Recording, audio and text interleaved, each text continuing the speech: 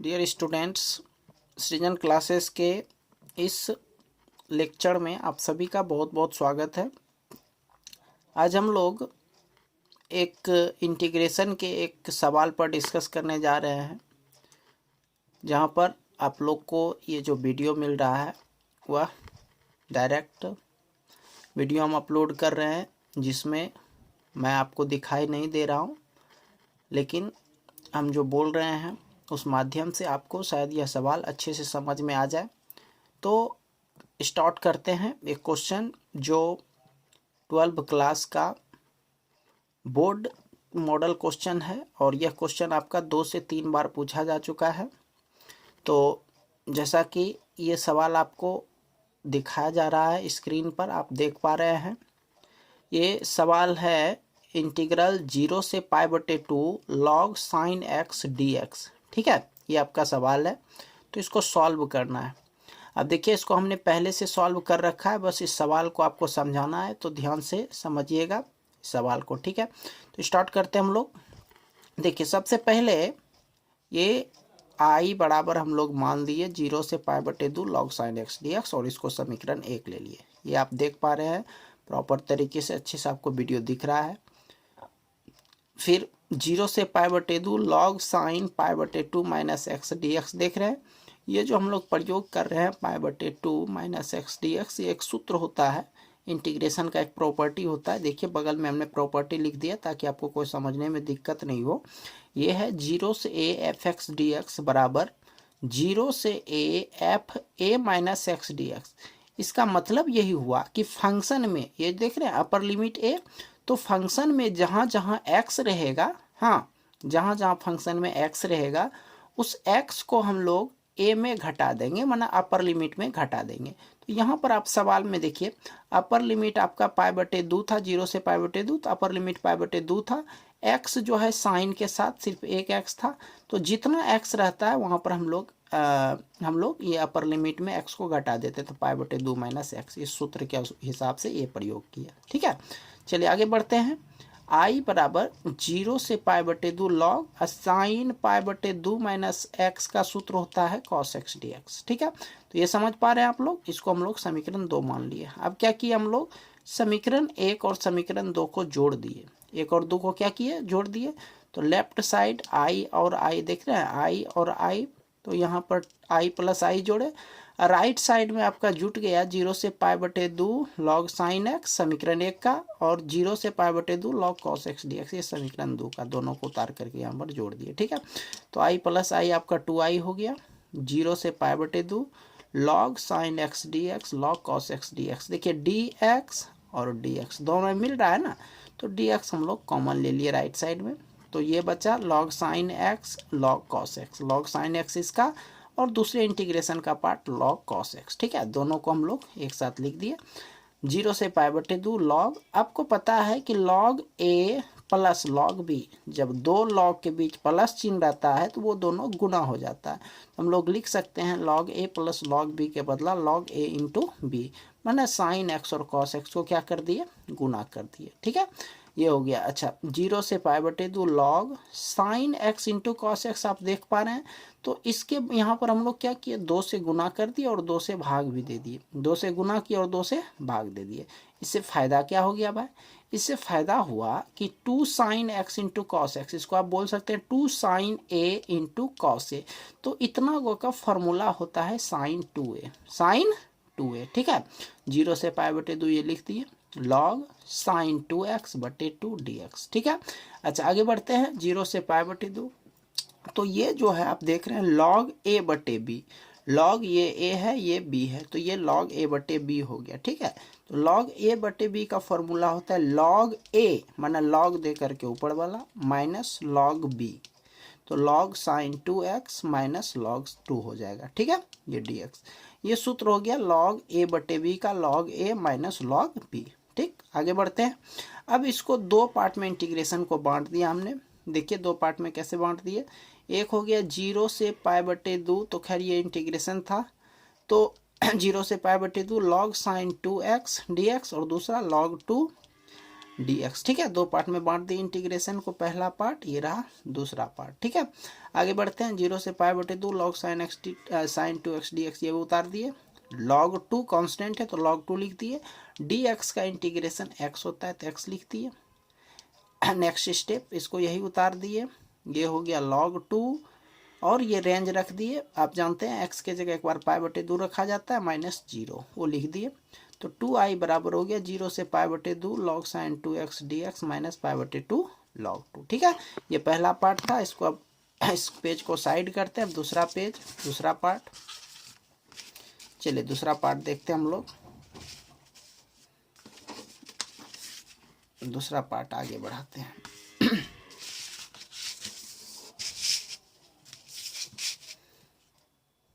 चलिए ध्यान दीजिएगा। देखिए, आप वीडियो आपको दिख रहा है थोड़ा सा।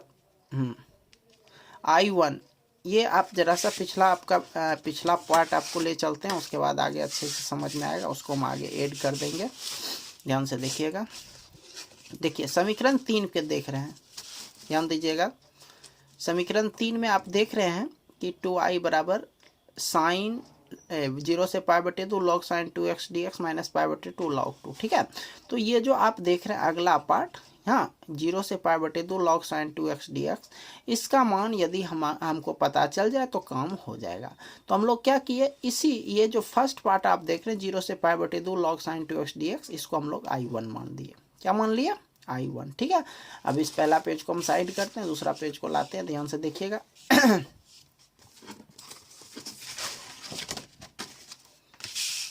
देखिए, देख पा रहे हैं आप लोग सवाल को।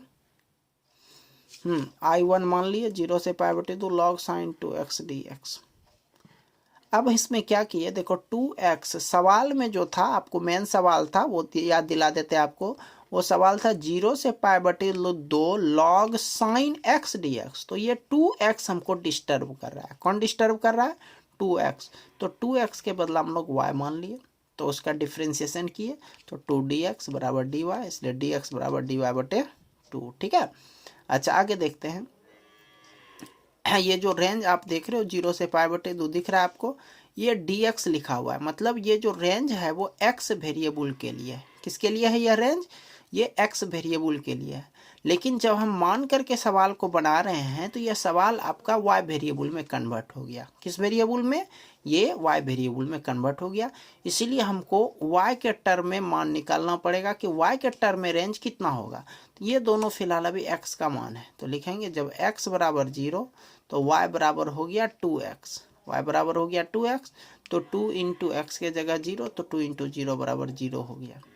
जब x बराबर पाई बटे 2 लेंगे तो y बराबर हो गया 2x, यानी 2 इंटू पाई बटे 2, 2 कट गया, मतलब मान हो गया यहाँ पर पाई। ठीक, चलिए अब सवाल पर वापस लौटते हैं। I1 माने थे तो I1 बराबर इतना लिख दिए। तो ये है आपका 0 से पाई जो था 0 से पाई बटे 2 log sin 2x dx। तो सबको y में कन्वर्ट कर दीजिए, तो log sin 2x के बदला y माने थे तो sin 2x के बदला हो गया sin y, और dx का मान ऊपर में देखिए ये निकाल रहे हैं dy बटे 2, तो dx के बदला dy बटे 2 यूज कर रहे हैं। ठीक है, अच्छा ये हाफ, ये जो हाफ था 1 बटे 2, तो उसको बाहर कर दिए। 0 से पाई log sin y dy, half 0 से पाई log sin x dx। देखिए ये जो हम लोग लिखे, ये कैसे लिखे, एक फार्मूला होता है जिसके अनुसार से आप किसी भी वेरिएबल को किसी अदर वेरिएबल में कन्वर्ट कर सकते हैं। जैसे ये था हमारा y वेरिएबल, इसको आप चाहें तो x वेरिएबल में कन्वर्ट कर सकते हैं, बशर्ते इसके रेंज में कोई परिवर्तन नहीं हो। तो 0 से पाई रेंज है, तो देखो 0 से पाई लिखे। log sin y dy था, तो हम लोग y को खाली x में कन्वर्ट कर दिए, y को x में कन्वर्ट कर दिया। तो ऐसा कर सकते हैं, ये एक सूत्र है जिसके अनुसार ऐसा किए। देखिए फॉर्मूला भी हमने बगल में लिख दिया है, इंटीग्रल a से b F X D X बराबर इंटीग्रल a से b F Y D Y, तो ये दोनों बराबर है। ठीक है, तो ऐसा हम लोग कर सकते हैं। तो ये हो गया। अच्छा, हाफ 0 से पाई log sin x dx, half. अब ये जो पाई देख रहे हैं आप, पाई को 2 इंटू पाई बटे 2 लिख सकते हैं, पाई को 2 इंटू पाई बटे 2 लिख सकते हैं, log sin x dx।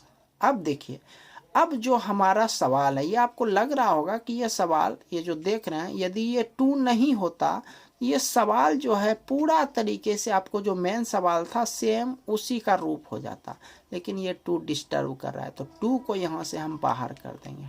2 को यहाँ से क्या कर देंगे, बाहर कर देंगे। अब देखिए यदि बोर्ड एग्जाम बनाते वक्त यदि ध्यान नहीं रहेगा ज़्यादा कैलकुलेशन तो 2 डायरेक्ट बाहर कर दीजिएगा, बट प्रोसेस के अनुसार 2 को बाहर आपको 2 ही करना है। ये जो 2 आप देख रहे हैं इसको यहाँ से हटा करके यहाँ करना है, देख रहे हैं पेंसिल को नोक को आप अच्छे से देखिए, 2 यहाँ है, 2 उसको हटा करके आगे कर सकते हैं, बशर्ते एक सूत्र होता है वो फॉलो करेगा तभी आप ऐसा कर सकते हैं, अदरवाइज नहीं कर सकते हैं। तो 2 को हम लोग वहाँ से यहाँ लाएंगे, ठीक है।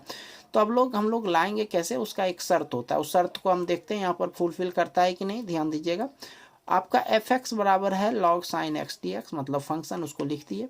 अब एफ पाई माइनस एक्स का मान निकालते हैं। पाई माइनस एक्स का मतलब हुआ ये रेंज, देख रहे हैं 2 इंटू पाई बटे 2 का मतलब हो गया पाई, तो एफ पाई माइनस एक्स का मान निकालते हैं, तो ये हो गया log sine pi minus x, मतलब एक्स के जगह पर पाई माइनस एक्स रखे तो हो गया log sine pi minus theta का सूत्र होता है sine theta minus sine x, ठीक है, साइन पाई माइनस थीटा का साइन थीटा। तो अब देखिए एफ एक्स का मान भी लॉग साइन एक्स निकला और एफ पाई माइनस एक्स का भी मान लॉग साइन एक्स निकला, मतलब दोनों मान बराबर, तो इधर वाला भी दोनों मान बराबर। देखिए ऐसा हम क्यों किए हैं, जरा सा हम आपको नीचे ले चलते हैं। यहाँ पर हमने वो देखिए आपको अच्छे से दिख रहा है, यहाँ पर सिर्फ उस पर फोकस करेंगे आप। ये सूत्र होता है 0 से 2a F X D X बराबर, ये 2 देख रहे हैं ना आप, ये 2 यहाँ से 2 को हम जस्ट आगे कर सकते हैं। देखो यहाँ पर 2 यहाँ नहीं है, अब 2 क्योंकि आगे हो गया है, 2 0 से एफ एक्स डी एक्स, तो ये ऐसा लिख सकते हैं, लेकिन इसका शर्त है, क्या शर्त है भाई, ये शर्त है एफ 2a माइनस एक्स बराबर एफ एक्स, ऐसा होता है तभी हम 2 को यहाँ से बाहर कर सकते हैं। तो देखिए क्या कर रहा है, ध्यान से देखिएगा, F 2a minus x, 2a का मतलब ये वाला मान यहाँ डायरेक्ट रखना है बराबर एफ एक्स हो जाए। आप देखिए यही सेम काम यही किए हैं, एफ एक्स का मान ये था, तो 2a माइनस एक्स, 2a का मतलब हो गया 2 इंटू पाई बटे 2, 2 इंटू पाई बटे 2, तो डायरेक्ट इसको पाई लिख सकते हैं, तो ये हो गया डायरेक्ट पाई। तो इसका मान निकाल करके हमने क्या पाया कि ऊपर वाला मान और नीचे वाला मान दोनों मान क्या है, बराबर है, दोनों मान क्या है, बराबर है। अब आते हैं वापस सवाल पर लौटते हैं, इसीलिए I1 यहाँ पर यहाँ तक सवाल को छोड़े थे, तो I1 बराबर हाफ 2 इंटू पाई बटे 2 0 से pi log sine x D x. अब देखिए चूंकि ये दोनों फंक्शन का मान बराबर हो गया, तो अब 2 को हम बाहर कर सकते हैं, तो 2 को बाहर किए, हाफ पहले से था तो 2 इंटू हाफ, ये कट गया। अब ये सवाल 0 से पाई बटे 2 log sine x D x ऐसा आ गया। और आप देखिए जो शुरू में सवाल यानी समीकरण 1 में, आप समीकरण 1 देखे होंगे क्या लिखे हैं, तो समीकरण 1 में देखिएगा कि ये सवाल आ गया है पूरा तरीके से, ये टोटल का टोटल 0 से पाई बटे 2 log sine x D x ये सवाल है, तो इसके बदला आई तो लिख सकते हैं, तो इतना गो के बदला, इस इंटीग्रेशन के बदला हम लोग क्या कर दिए, आई लिख दिए, और लेफ्ट में I1 आ रहा था, ठीक है। चलिए अब उसके बाद समीकरण 3 से आगे बढ़ते हैं। समीकरण 3 4 लिखा गया है, सॉरी ये 4 नहीं होगा बल्कि यहाँ पर 3 होगा, इसको सुधार लेते हैं जरा सा, 3 से दिख रहा है, यहाँ पर 3 से हम लिखे। 3 नंबर एक बार आपको दिखा देते हैं, देखिए पिछला पेज आप मौजूद है आपके पास, ये पेज 2i बराबर इतना, ठीक है, 0 से पाई बटे 2 log sine x D x minus pi बटे 2 लॉग 2, यही समीकरण 3 आपको ऊपर वाला भी हम रहने देते हैं 3, और यहाँ भी देखिए 3 से लिखे हैं 2i, ये ऊपर वाला उतार दिए 2i लॉग साइन 2x, आपको दिख रहा है दोनों पेज हम एक साथ रख दिए, इसीलिए दिख रहा है कि यही वाला चीज़ समीकरण 3 में दिया था, इसको उतार दिए, तो 2i, आप इस पेज को हटा देते हैं हम लोग, ठीक है, 2i, और इस चीज़ को हम लोग I1 माने थे, देखो ऊपर में भी आपको दिख रहा होगा, ध्यान दीजिएगा, ये I1 देख रहे हैं, 0 से पाई बटे 2 लॉग साइन 2x dx, तो I1 इसको जो है इस टर्म को I1 माने थे, तो I1 लिखा हमने, माइनस पाई बटे 2 लॉग साइन 2x dx, ये दिख रहा है 2i, I1 और I बराबर है, तो I1 ऊपर पर देख रहे हैं ना, I1 बराबर I, तो I1 के जगह I लिखे, माइनस पाई बटे 2 लॉग साइन थी पाई बटे 2 लॉग 2, I प्लस था, इधर आके माइनस, इधर लिख दिया हमने 2i माइनस आई बराबर माइनस पाई बटे 2 लॉग 2, तो 2i में एक आई गया, बचा i बराबर माइनस पाई बटे 2 लॉग 2। उम्मीद है सवाल समझ में आ गया होगा। एक बार लास्ट में पूरा सवाल को हम एक बार दिखा देते हैं। एक बार पूरा सवाल को हम शुरू से अंत तक दिखा देते हैं। उसके बाद आप लोग हो सके तो इसका एक स्क्रीनशॉट ले लीजिएगा, प्रॉपर तरीके से देख लीजिए सवाल पूरा। सॉरी, सेकेंड पार्ट नहीं, देख लीजिए पूरा सवाल आपको दिख पा रहा है। ये सवाल यहाँ से हमने समीकरण 1 से शुरू किया था, समीकरण 2 देखते चलिए, समीकरण 3 यहाँ तक आया है। ठीक, अब इस पेज को हटाते हैं, फिर ये देखिए, फिर उसके बाद सवाल को यहाँ से शुरू किया बनाना। आप लोग दोनों का एक स्क्रीनशॉट ले लीजिएगा। ठीक है, इस सवाल को आप बढ़िया से क्लियर कर लीजिएगा। ठीक है, तो मिलते हैं हम लोग नए वीडियो लेक्चर में। तब तक के लिए आप सभी का बहुत बहुत धन्यवाद।